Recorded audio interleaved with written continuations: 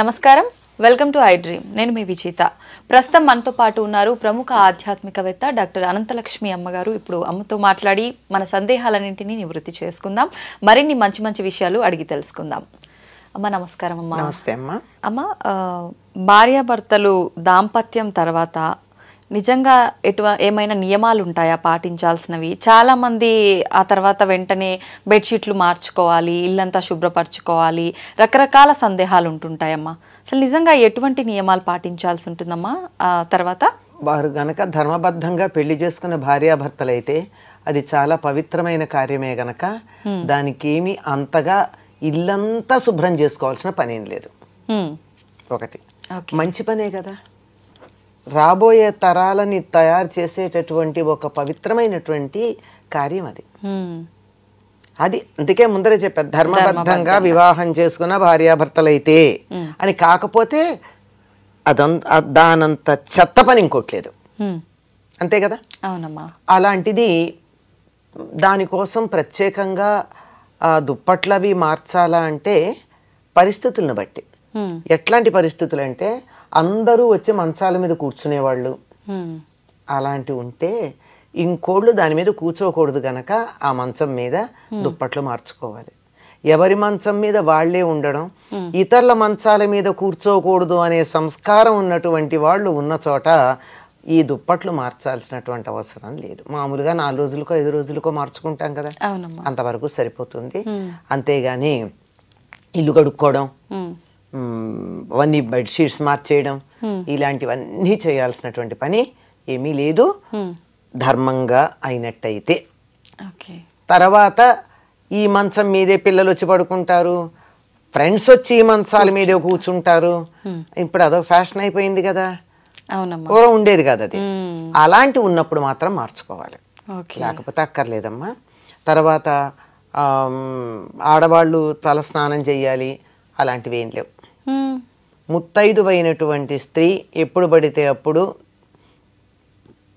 తల స్నానం చెయ్యకూడదు. ఎప్పుడు చేసినా అభ్యంగన స్నానమే చెయ్యాలి. అభ్యంగన స్నానం అంటే తలకి నూనె పెట్టుకుని కుంకుడికాయో షీకాయో షాంపూనో పెట్టుకుని ఆ తలకున్న జిడ్డు వదిలించుకుని అభ్యంగన స్నానం చెయ్యాలి తప్ప ఊరికే టపీమని ఇట్లా నెత్తి నీళ్లు పోసుకోవడం అన్నది ముత్తైదువ భర్త జీవించి ఉన్న స్త్రీ చెయ్యకూడదు. అది చాలా అశుభం. అమ్మ, మరి ఇప్పుడు అలా మార్చాలి అయితే పురుషులు మాత్రం తప్పనిసరిగా తల స్నానం చేయాలి. ప్రతినిత్యం చేయాలమ్మా పురుషులు? ప్రతినిత్యం చేయాలి. అసలు మామూలుగా చేసేవాళ్ళు పూర్వం, అలా చేయకపోయినా నా జుట్టు పాడవుతుంది అనుకునేటటువంటి వాళ్ళు ఉన్నా ఈ సందర్భంలో మాత్రం తప్పనిసరిగా చేయాలి. ఓకే అమ్మ, అంటే ధర్మబద్ధంగా పెళ్ళైన భార్యాభర్తలు అయితే మార్చాల్సిన అవసరమే లేదని చెప్పారు. ప్రతినిత్యం ఇంట్లో దీపారాధన చేసే అలవాటు ఉన్న వాళ్ళు ఉంటారు. ఇలా మార్చకుండా ఉన్నప్పుడు ఇంట్లో దీపారాధన చేయడం బెడ్రూమ్ లో కదమ్మా. బెడ్రూమ్ పక్క మంచం ఎక్కడ ఉంటుంది, పడగదిలో ఉంటుంది, వంటింట్లో ఉండదు. అంచేత అలాంటిది ఏం లేదు, ఆడవాళ్ళు మాత్రం తల స్నానం చేయక్కర్లా. మగవాళ్ళు మాత్రం దీపం పెట్టాలన్నా పూజ చేయాలన్నా ఏం చేయాలన్నా తల స్నానం చేయాలి. ఓకే, తప్పనిసరిగా. అంటే ఆడవాళ్ళకి తప్పేమీ లేదు, స్నానం చేయాలి. ఓన్లీ స్నానం. ఎట్లాగో రాత్రి పడుకున్న బట్టలతో వంటింటోకే వెళ్ళాం సాధారణంగా. అవునమ్మా కదా. ఈ రోజుల్లో అయితే కుక్కర్ పెట్టి పళ్ళు తోముకునే వాళ్ళు ఉన్నారు అనుకోమ్మ, చాలా మంది కదా. అట్లా కాకుండా చాలా వరకు ఇప్పటికీ కాదు కాఫీ వరకు పాచి బట్టలతో అలౌ చేస్తున్నారు, కాఫీ టీలు. అంతే. తర్వాత వంట దగ్గరికి వచ్చేటప్పటికి సాధారణంగా 190% మంది ఇంకా వంట చేయడం మాత్రం రాత్రి పడుకున్న బట్టలతో చెయ్యటం లేదు. చాలా మార్పు వచ్చింది చాలా వరకు. ఓకే అమ్మా, ఎందుకని స్నానం చేసిన తర్వాతే వంట ఎందుకు చేయాలమ్మా? మనం పడుకున్నప్పుడు ఏమవుతుందమ్మా, బాగా మెటబాలిక్ యాక్టివిటీ ఎక్కువ ఉంటుంది. శరీరంలో ఉండే ప్రతి రంధ్రం నుంచి మలినాలు బయటకు వస్తాయి. కళ్ళు పళ్ళు ఇలాంటివన్నీ కడుక్కుంటాం కదా, కానీ ఈ రోమకూపాల్లోంచి కూడా స్వేదం బయటకు వస్తుంది. అవునమ్మా. అలాగే వెళ్ళి వంట చేస్తామా? ఆరోగ్యానికి మంచిదా? కాదు. అది చెప్తారు. ఎక్కువగా మనిషికి చెమట పట్టేది రాత్రి పడుకున్నప్పుడే, చాలా పడుతుంది. అందుకే ఒక్కళ్ళు మంచం మీద పడుకున్నట్టయితే మార్క్స్ ఉంటాయి, వాళ్ళు పడుకున్న మార్క్ లాగా కనపడుతుంది. అవునమ్మా. అంటే ఈ మధ్య కాలంలో పడుకునేటప్పుడు కొంచెం వస్త్రాలు తక్కువగా వేసుకుని పడుకునే అలవాటు వచ్చింది, అందువల్ల మార్క్ కనపడుతూనే ఉంటుంది, అందువల్లే అలా పడుకోకూడదని కూడా చెప్తారు. తర్వాత ఇలా దుప్పటి దులిపామంటే పంచం మీద ఉన్న దుప్పటి కనీసం ఇంతన్నా దుమ్ము వస్తుంది. దుమ్ము ఏమిటంటే మన శరీరంలో నుంచి ఊడిపడినటువంటి పైన ఉన్నటువంటి సెల్స్ అన్ని డెడ్ సెల్స్.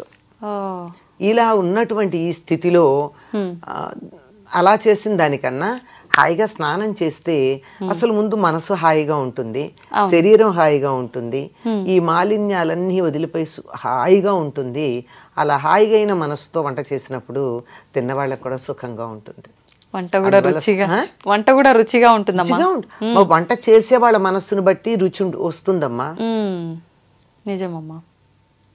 పెద్ద లెక్కేసి కూడా చూడక్కర్లేదు, ఏదో ఎప్పుడన్నా పొరపాటున ఉప్పు ఎక్కువ తక్కువ పడితే పడచ్చు, కానీ జనరల్గా వంట చేసేవాళ్ళు తినేవాళ్ళు తినాలన్న దృష్టితో చేస్తే మాత్రం వంట రుచిగా వస్తుంది. ఏదో మొక్కుబడిగా చేస్తే అట్లాగే ఉంటుంది.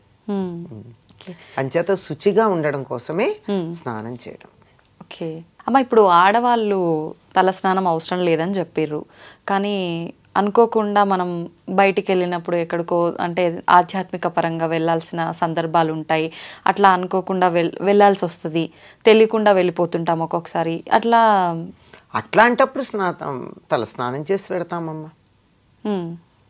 ఖచ్చితంగా. ఇప్పుడు కొంతమంది తెలియకుండా కూడా మన ఇంటికి వస్తూ ఉంటారు, అనుకోకుండా కూర్చుంటారు, మనం వాళ్ళకు వద్దు అని చెప్పలేము. అంటే వాళ్ళు అశుచిగా ఉన్న వాళ్ళని మీ ఉద్దేశం, అంతే కదా? అట్లాంటప్పుడమ్మా అందుకేనమ్మా ఇళ్లల్లో పూర్వకాలం కుషన్స్ ఉన్న సోఫాలు వేసేవాళ్ళు కాదు. కొయ్య కుర్చీలకి ఏం తప్పే ఉంది, ప్లాస్టిక్ వచ్చి పెడతారు, అంతే అయిపోతుంది. ప్లాస్టిక్ చెక్కకి వీటికి తప్పు ఉండదమ్మా? దే ఆర్ నాట్ కండక్టర్స్ కదా. ఓకే. అంచేత వాటిని మనం తుడుచుకున్న నీళ్ళేసి కడిగినా ఏమవ్వవు అవి. అంచేత వాళ్ళు వచ్చి వెళ్ళిన తర్వాత మనకేం సమస్య లేదు. మనకి తెలిస్తే కాస్త పసుపు నీళ్ళు చల్లుకుంటాం వాటి మీద, లేకపోతే మనం చేయగలిగింది ఏం లేదు. అది వాళ్ళకు ఉండాలి, ఎవరికి వాళ్ళు. పైగా మనం పూజలును పారాయణలు జపాలు లాంటివి కుషన్స్ ఉన్న వాటిల్లో కూర్చొని చేయకూడదని చెప్పడానికి కలిగిన కారణం అదే. ఓకే. ఎక్కడ పడితే అక్కడ చేయం కదమ్మా, పారాయణ చేస్తున్నాం, ఏదో రకరకాల పారాయణలు చేస్తున్నారు కదా ఈ మధ్య. ఆ చేసేటటువంటి పారాయణ చేసేటప్పుడు మనం శుచిగా ఉతికి ఆరేసినటువంటి వస్త్రం కట్టుకుని అంతే, అంతకు చాలమ్మా. మడి అంటే పూర్వకాలం లాగా తడి బట్టలతో ఆరేసుకుని తడి బట్టతో వెయిట్ చేసి అది ఎండాక తెచ్చుకుని కట్టుకుని అట్లా అక్కర్లేదు. మనం ఆరేసుకున్నటువంటి చక్కగా శుచిగా ఉతికి ఆరేసుకున్నటువంటి వస్త్రం కట్టుకుని చేసుకోవచ్చు. అలా చేసుకునేటప్పుడు కుషన్స్ ఉన్న చోట కాకుండా కొయ్య కుర్చీలు వాటిల్లో కూర్చొని చేసుకుంటే మంచిది. నేల మీద ఒక చాపో ఏదో వస్త్రం వేసుకుంటే బెటర్ కదమ్మా. ఇంకా అది బెటర్. అంటే కూర్చోలేరేమని భయానికి చెప్తున్నా.